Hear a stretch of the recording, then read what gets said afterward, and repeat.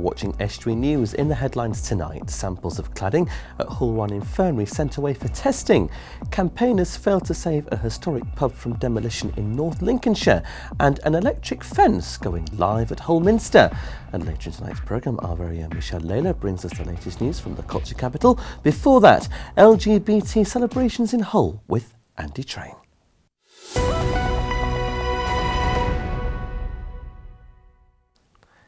Hello, good evening. Welcome to Thursday's programme with me, Luke Adams.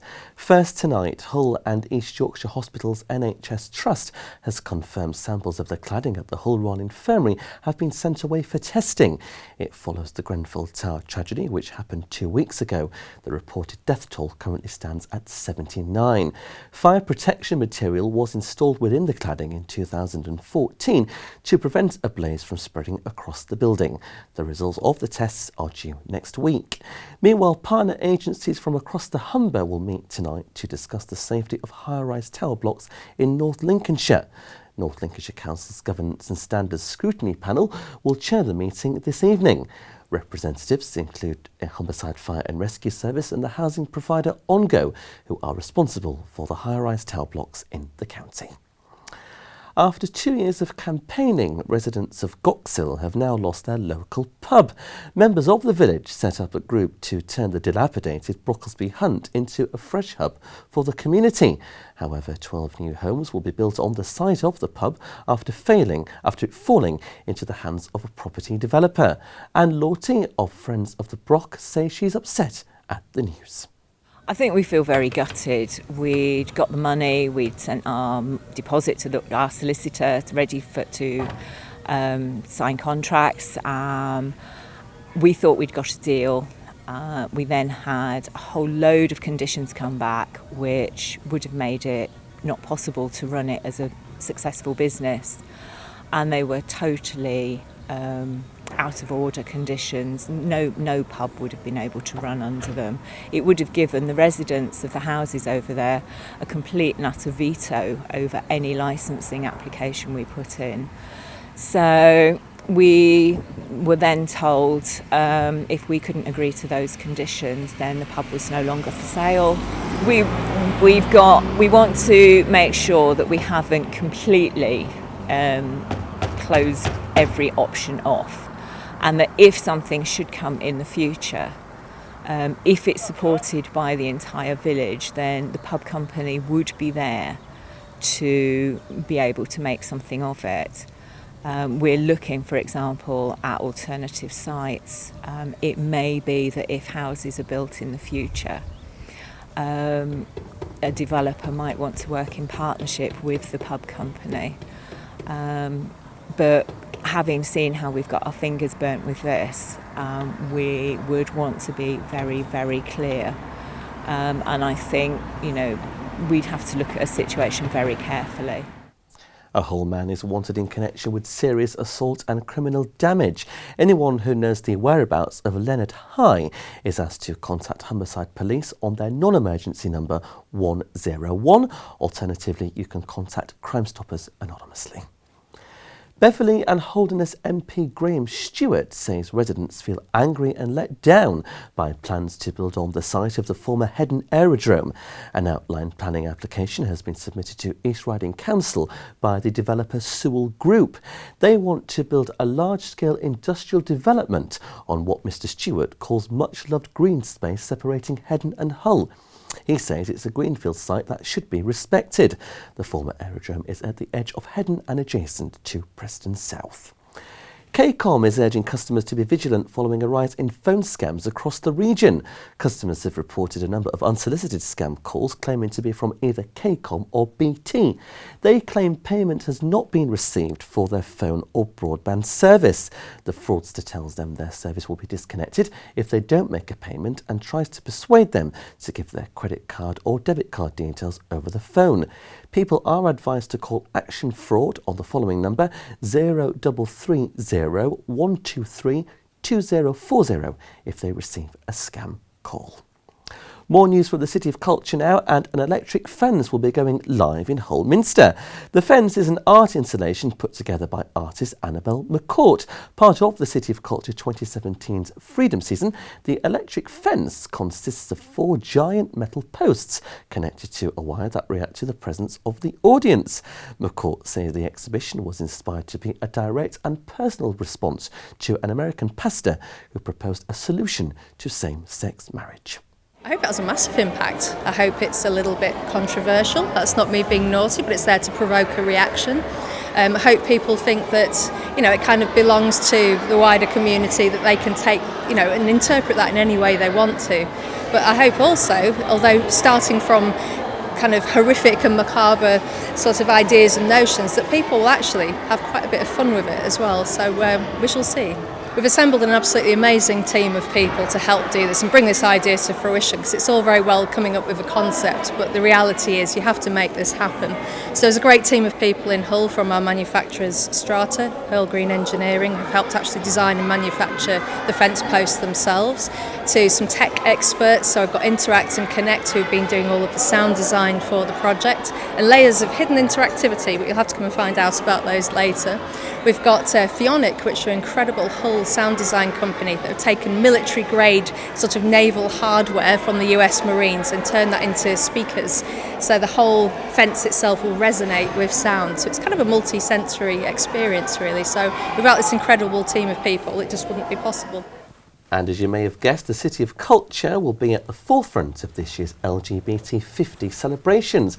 A week-long series of events take place following Hull Pride in July. To tell me more, I'm delighted to welcome my first guest today, Andy Train. Good afternoon, Andy. Welcome Hello. to the studio. I can't believe it's a year since we was last on this server Yes. talking about Hull Pride 2016. Yeah, absolutely. But very different celebrations this year because, of course, Hull has been named the first UK Pride to host that particular Absolutely. event. Yeah. And the annual Hull Pride has a slightly different route, doesn't it? So tell me first of all a little bit about that. It does, yeah. I mean, we usually have an annual celebration of all that is LGBT Yes. plus within the city, and much of that is sort of reflected in the year-long provision by all the LGBT plus venues, of which in Hull we've got 8 at the moment, which is very lucky. But we have secured a venue, and working with our colleagues, very much partners at the City of Culture, and some fantastic sponsorship and support this year from organisations like the Big Lottery. We have this wonderful sort of more emphasised and more embossed opportunity to celebrate Pride. Then we met with the other 114 different Prides nationally. Fantastic. And the suggestion was that Yeah. perhaps one of them might take an opportunity to be the focal Pride for some reason, and I suggested that Hull was in the perfect position to do that. And is that because we are reigning supreme at the moment as UK City of Culture? A nice tie-in. It was kind of a no-brainer really, and they were very impressed by everything that we had suggested regarding the Freedom Season and what we had planned with LGBT 50, which is quite significant. A lot of younger people obviously don't appreciate that the freedoms that they have now and the opportunities that they've got within work and within their lives have been a struggle for a lot of people. That's right, because as we know, this year marks 50 years since the Does. decriminalisation of homosexuality. Yeah, Just like yeah. you say, Andy, we have come a long way since those very We have. early archaic days. Absolutely. What change do you think we have seen in those 50 years? I think a lot of the changes have come about in more recent years. Up until the year 2000, it was still a problem if you were LGBT plus or identified and were in the armed forces. So, people are quite shocked about that when they learn that, and that England and Wales were ahead of Scotland as far as kind of partial decriminalisation. And for a lot of gay men particularly, it became more of an issue because the focus on the law and them having problems was around their activity. So in fact it was more of a challenge post 1967. But of course we have that opportunity during the week of the LGBT 50 celebrations. The 27th of July is the actual day of that week that 50 years ago the law was passed. So we were very pleased that Pride will be starting that week off. Fantastic. So from the 22nd of July, which is the Hull Pride Day, Yes. what are some of the highlights of the events we have in that week to look forward to? Well, actually, the night before Pride, we have a first with regard to Hull Minster hosting an LGBT plus service. And that is massively significant because we're trying to make inroads and supporting people who are I suppose what you'd call sort of diverse within diversity, and the LGBT Christian Fellowship have organised with Hull Minster and the clergy there, and with very kind permission of the Archbishop of York, to host the service. So the night before Pride is quite a biggie from that point of view, and that service is available to everybody. Anybody can go along who's just sort of mildly curious about how that would work. Yeah. But then the day itself will run along similar lines as Prides do, with a sort of gathering of paraders. We've got an estimate of 2,000 paraders this year. We have already about 1,500 people applied. So quite a phenomenal amount of people. Yeah. Largest group actually, the City of Culture volunteers, who en masse are so looking forward to being part of our parade and celebrating, because of course you don't have to be LGBT plus to be part of Pride and to enjoy the day. So we've got families who have applied, organisations that want to show that they're very diverse. Humberside Fire and Rescue, for example, have already launched their Pride appliance, open to everybody, which is fantastic. So open to everybody. How can we find out about these events? Very quickly, we've got this little booklet here, haven't we? In 10 seconds. This is the best way. You pick up one of these from the hub or any of the venues that are LGBT friendly in Hull, or in fact, if you go to prideinhull.co.uk or the Hull 2017 website /LGBT50. Andy, we must leave it there. Thank you very much indeed for coming in. Time for a break now. We'll be back in part 2 with more of the day's news, and I'll be joined on the sofa by Michelle Lalor with more news from City of Culture.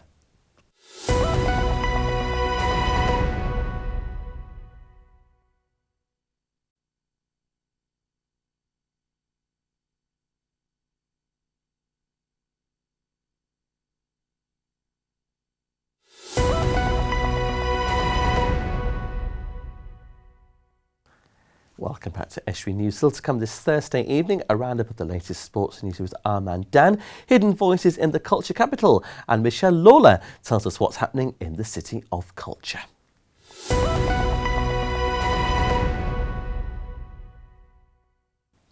It's been announced today that Beverley is expected to host the start of one of the stages of the 2019 Road World Cycling Championships.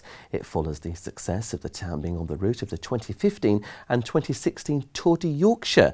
12 men's, women's and junior races will take place over 9 days in September 2019. Beverley is proposed as one of the stage start points for the competition, which will be held entirely in good old Yorkshire. A project telling the story of Grimsby's heroic First World War fishermen has been nominated for a prestigious award. Grimsby's Lost Ships of World War I is competing against 6 other national works in the Best Heritage Project category of the National Lottery Awards. It's beaten off competition from over 1,300 other projects to make the shortlist. It has recorded the histories of 30 ships and the circumstances of their loss. An art exhibition about homeless people in Hull has entered its second stage. Entitled Hidden Voices, it gathers together Hull's homeless community to make their voices heard for the public to hear. It's part of the Culture's Roots and Roots season. Fred McNamara has more. A 4-part art exhibition explores the meaning of being rootless and homeless in Hull. Part of the City of Culture's Roots and Roots season, Hidden Voices was born from links that St Mary's Church has made with over 60 homeless people in the city. Marcel Craven, who himself has experienced homelessness, coordinated the project. In all, the whole 4 exhibitions are called Hidden Voices, and these exhibitions are basically about discussing homeless and rootlessness on every angle possible. So we're trying here to de-specify what those terms mean and give people a broader outlook, and also bring their opinions in of what they think the terms homeless and rootless mean. It has its problems, because if we're specifying as it was set up originally a group of people, that eliminates a hell of a lot of other people that are in similar situations, and we all have our opinions about what homeless and rootless is, and that has formed part of the exhibition. So I've been going out interviewing people or just getting their comments of what they think homeless and rootless is, which is part of a growing soundscape, which will become a big piece of work in the final exhibition. And that in itself, in a way, opens it up, because it makes people think about maybe other issues, about mental health, abuse, just all the things that go into what can make people homeless and rootless, migration, emigration, refugee status, all those things. I'm hopeful, again, going back to what I just said, that people will maybe come in and break down what their own terminology is or consider it more openly, because like I said, we all have an immediate response to those terms. We might think that a lot of people think that homeless is just people sat on the streets drinking cans all day, when in effect some of those people are homeless. Some people who actually live in a home could be homeless spiritually or mentally or through a very number of reasons. With its provocative artwork, Hidden Voices aims to make the voices of Hull's homeless heard by the wider community. From McNamara, Estuary News. And I'm joined now by our very own Michelle Lalor with all the latest news from the City of Culture. Good afternoon, Michelle. Welcome to the programme. Thank you very much. I think I'm taking your seat You as the City are. of Culture correspondent. Yes, taking over the helms for a short period, Yes, so just thank a you small period, very no much problem. indeed for stepping in. Yeah. So what's your views, firstly, on City of Yeah, Culture? I mean, there's some interesting actually stats that came out just this week, I think, only in the last couple of days, that show that actually more than double the number of city residents themselves are actually participating in cultural events in the city compared to before the bid and before the year, which just shows how successful it's actually been in not just getting visitors to the city, but actually local people noticing what they've got in their area and what they can make out of their area, which is brilliant. I think it's certainly made Hullensians feel very proud Yes. of their city, because as you know, Michelle, Yeah. you know, working in journalism, Yeah. Hull's always been a bit of a backwater. Yes. We haven't always been very highly regarded by other places of the UK. Absolutely. And I think this has really helped identify us in a cultural way. And actually turn And it it's on put its us on the head, map. really. Yes, That kind yeah. of, it's not shabby chic, that would be the wrong thing to say, but it's that kind of thing. It actually has got a lot of history and it's got a lot of things to love and Fascinating enjoy, history. you know. So I think that's Fascinating been history. really good. And I think it says to date, I think there's nearly 1,000 events have already been held, exhibitions, cultural activities right across the city, which is just brilliant news. Yeah, absolutely. Brilliant news. And yeah. earlier in the year, of course, we reported that the Friends Art Gallery had exceeded their visitor numbers, you know, Yeah. for the reopening of the gallery. Absolutely. And have you managed to go to the Friends since I it reopened? have to say I haven't, It's so I worth must a get visit, over Michelle, there. Yeah. Because it is absolutely fantastic, and they've got some great artwork in there Yeah. now, and the cafe's absolutely fantastic. Brilliant. Well, that's the most important And it's thing, free, isn't of it? course. Of course, You yeah. know, a lot of these Yeah, events yeah, in the City of yeah. Culture are Exactly. on people's doorsteps, and they're free. I know, looking today, actually, some of the things coming up in the next couple of weeks, I think 2 of the 4 events I saw were free. Great. And actually the other ones were only kind of £5, £3. It wasn't very costly. It was inexpensive for people to go, which I think is really important and probably drawn people out more. So it's at an affordable cost. Yeah, what very have good. you found? Right, actually, we've got, well, being a vegetarian, as you know, because we went out for leaving We lunch did today, indeed, didn't we? that's And I had a right. vegetarian. Looked very and nice. I couldn't resist something that was called My Life as a Courgette. Okay. But actually... Is it about the humble courgette? No.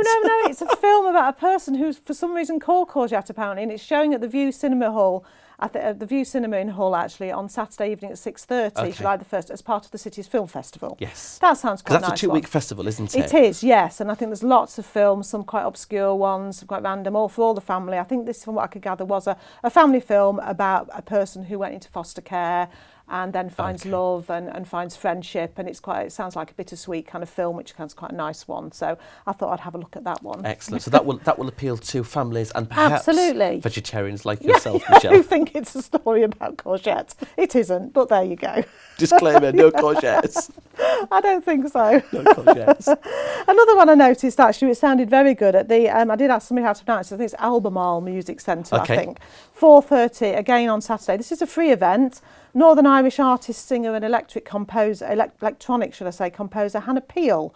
Apparently her solo album had massive acclaim in Q magazine when it came out. Right. Not what's her name again? It's Hannah Peel. Okay, not heard of her. No, Okay. I hadn't actually, but great acclaim apparently, and worth going to see. I think she sounded like a good one. Okay, fantastic. And also, I noticed one closer to home at the Fruit on Humber Street. Yes, well, that area's taken off Oh, in a massive way, massively, the fruit massively. market now. And there's a real Brilliant. hub and energy. Yeah, down there great, as well. brilliant. Yeah. Which sounds great. And this girl is Yasmin Coach, only 15 apparently. Wow. But she is apparently dubbed as the next big thing to come out of Hull. Okay. And she is there, and she is with her band, I think, and she's going to be there, I think, on Saturday again. She's there, probably worth a look with her band. That's Okay, Yasmin fantastic. Coe. I'm sure Yasmin people know Coe. of her. Michelle, we'll have to get her on the sofa. I hope Yes. you'll come back and join me I will. same time next week. Yes. Thank you very much With indeed a for courgette. stepping in. With a courgette, or maybe some other vegetables as well. All right. Now, without any form of vegetables, here's Dan with just the humble sports news.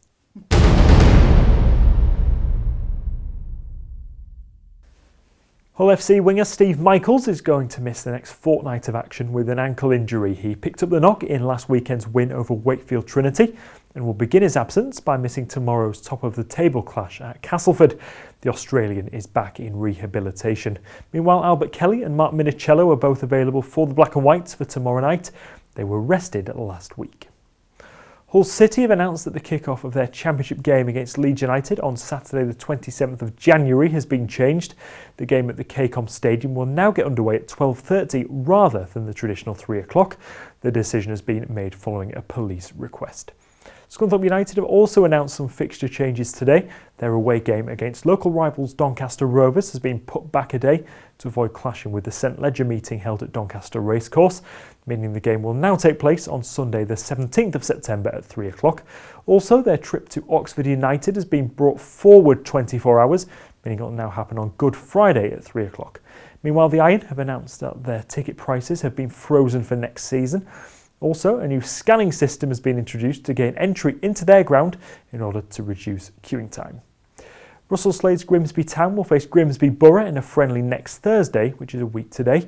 That game will be taking place at the Bradley Community Stadium at 7 o'clock. Tickets are available from the club shop at Blundell Park. The Mariners have also announced that their home fixture against Stevenage has been put back a day. The game will now be played on Good Friday. And that's all for the sport.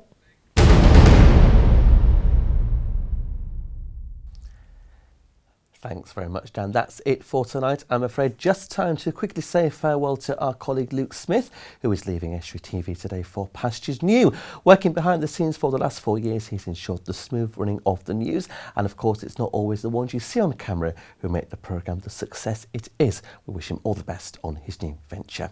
Now, as always, if you have a news story, please get in touch in the usual ways. Details on the screen now. As always, we very much look forward to hearing from you. We'll be back tomorrow reviewing the Winks papers with my guest, freelance author Sue Wilsing. Until then, from all of us on the team, have a great Thursday evening. Good evening.